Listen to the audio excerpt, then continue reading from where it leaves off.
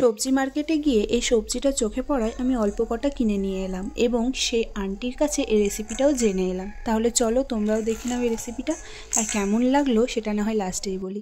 প্রথমে এটা আলু আর গাওয়ারটা সেদ্ধ করে নিয়েছি, তারপর পেঁয়াজ বাটা, আদা রসুন বাটা, লঙ্কা বাটা, টমেটো সেদ্ধ করে রাখা গাওয়ার আর বাদাম বেটে নিয়েছি।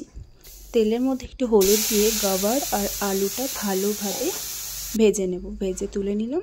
তারপর কড়াইয়ের মধ্যে সর্ষের তেল দিয়ে তাতে জিরে ফোড়ন আর একটা শুকনো লঙ্কা দিয়ে তার মধ্যে আদা রসুন পেস্ট, পেঁয়াজ বাটা, লঙ্কা বাটা, টমেটো সমস্ত কিছু একটু জল দিয়ে লবণ হলুদ দিয়ে ভালোভাবে কষিয়ে নিয়ে সমস্ত গুঁড়ো মশলা দিয়ে দেব। এর মধ্যে দিয়েছি ধনে গুঁড়ো, জিরে গুঁড়ো, লঙ্কার গুঁড়ো, গরম মশলা, মিট মশলা।